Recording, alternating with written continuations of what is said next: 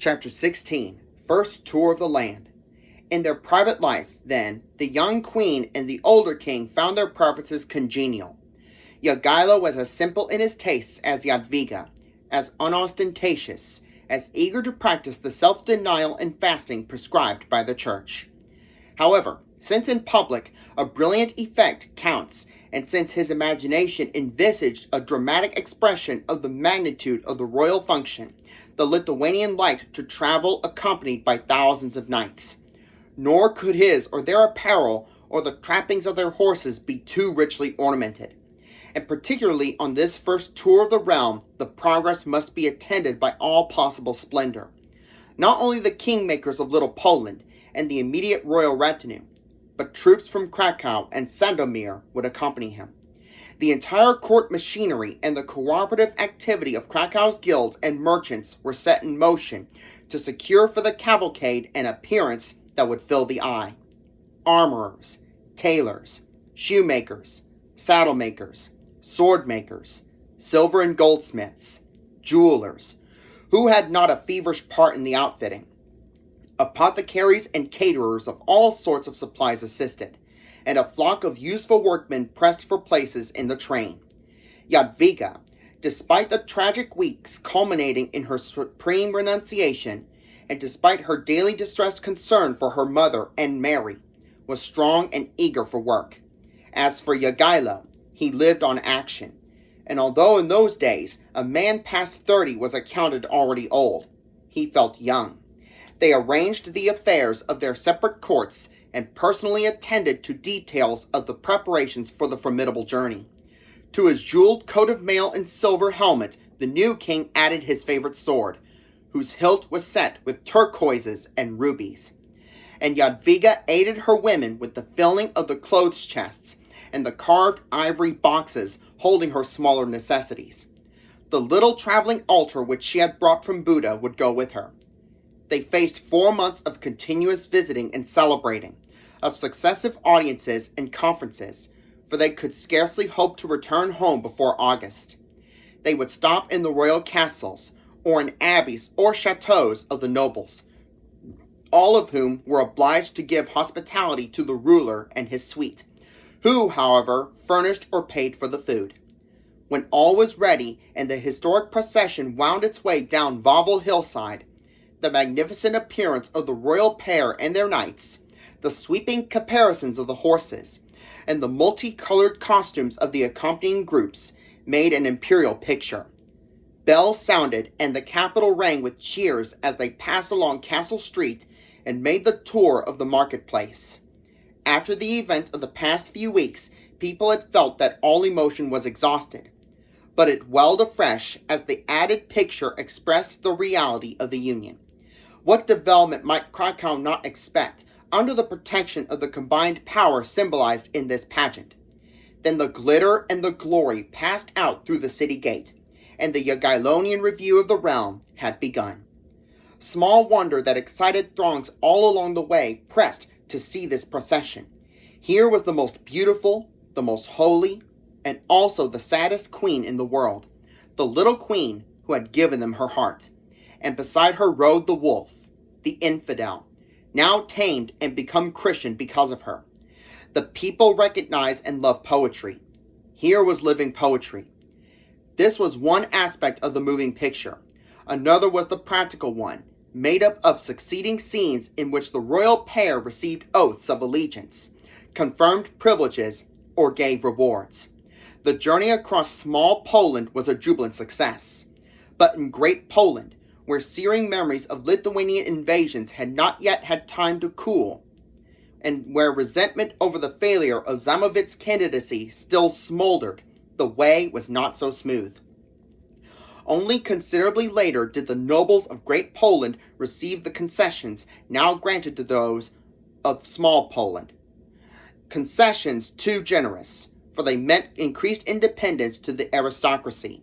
Independence which represented a steady pulling away from centralized authority.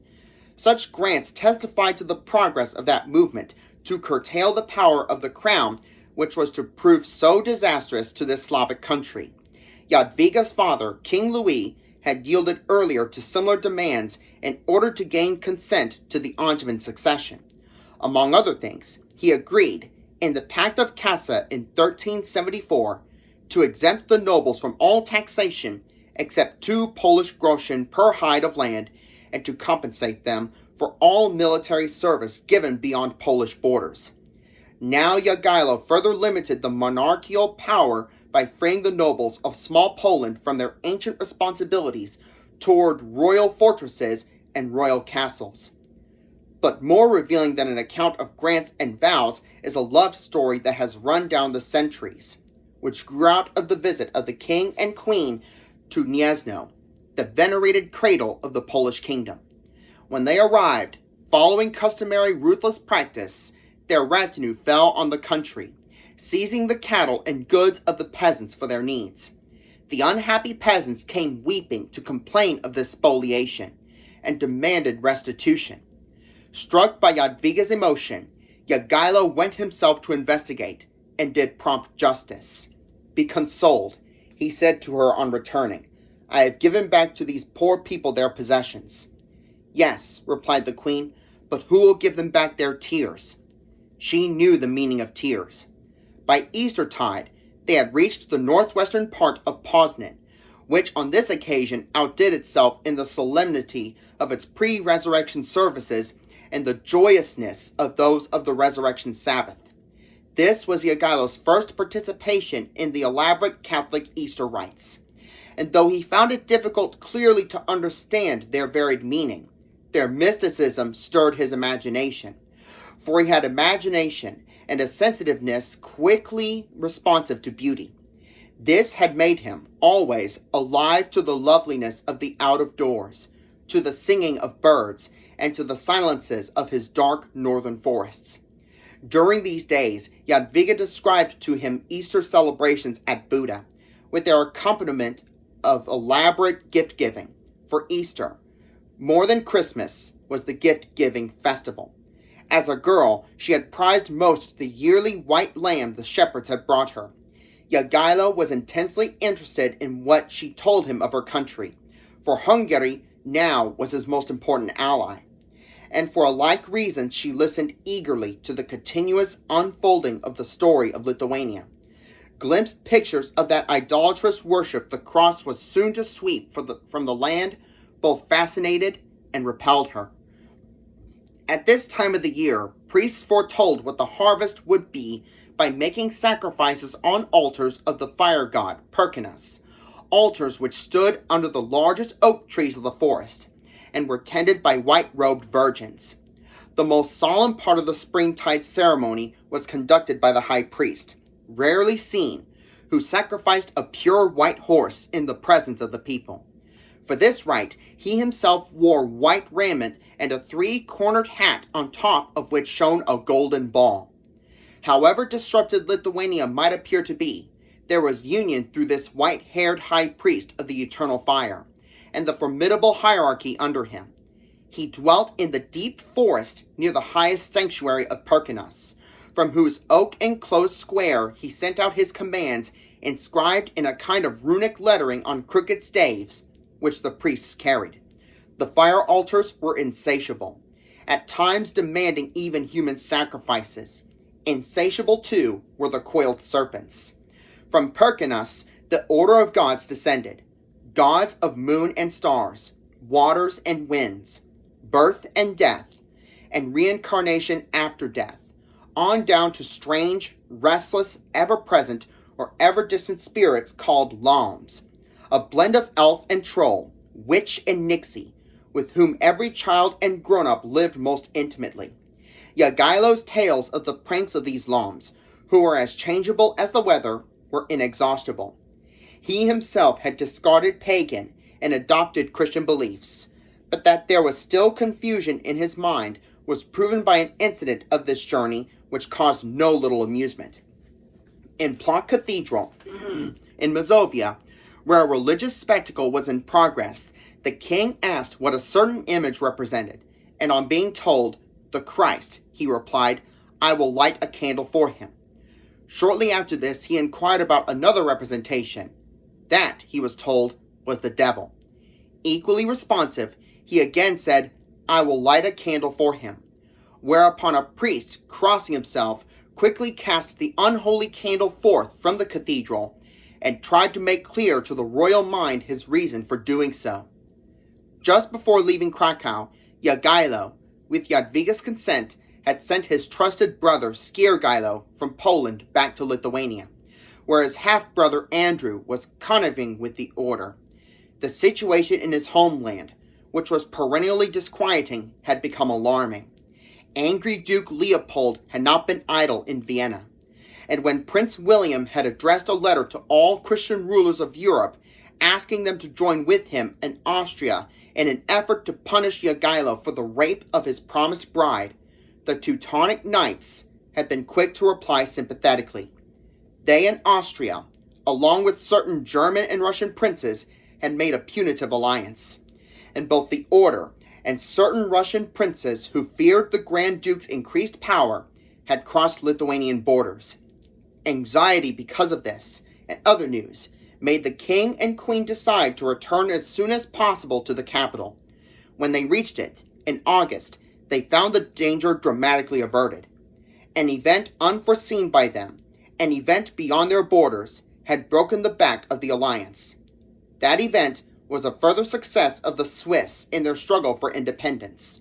On the field of Sempak in July 1386, the mountaineers overwhelmed Duke Leopold, who had attacked them.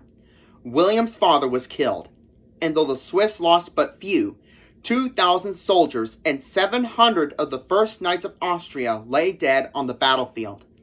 This disaster caused Zollner, Grand Master of the Order, to decide that the weather was too bad for advance into Lithuania. Only the Teutonic Knights of Livonia and the Russian princes of Smolensk crossed the frontier, leaving desolation in their path. And these, Jogailo's brothers and Vytautas, who had hurried north from Krakow, defeated in a bloody battle. Relief at this escape from immediate danger of invasion was, however, all but forgotten in the dismay caused by reports from Hungary.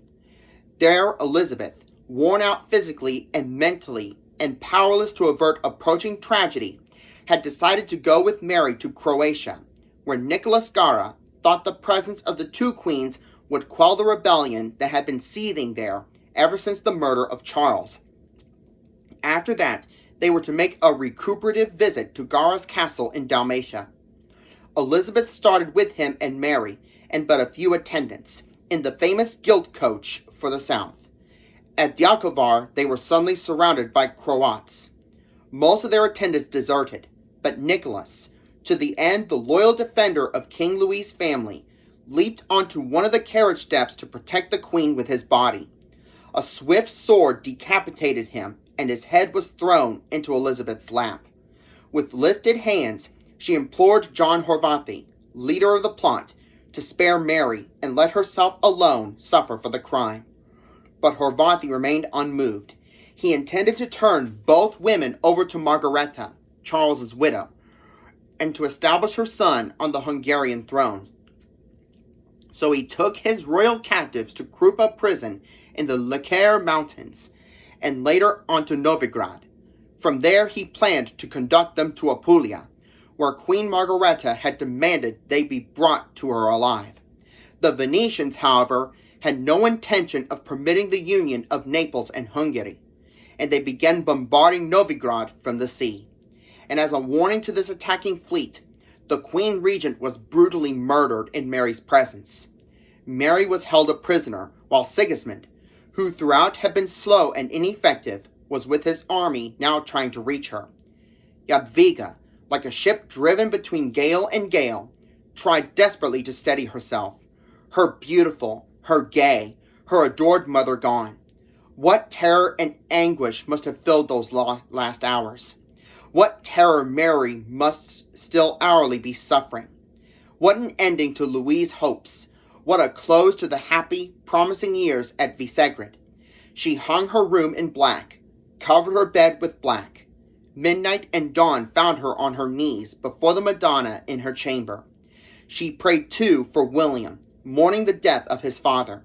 She had heard tales of his bitter complaint of her, and though she suffered from them, In her heart, she felt only pity for him. Even now, they were only at life's beginning. And yet, how darkly distant was the river, how far off Vienna, Visegrad, Buda. An iron curtain had dropped down, shutting off those happy scenes forever.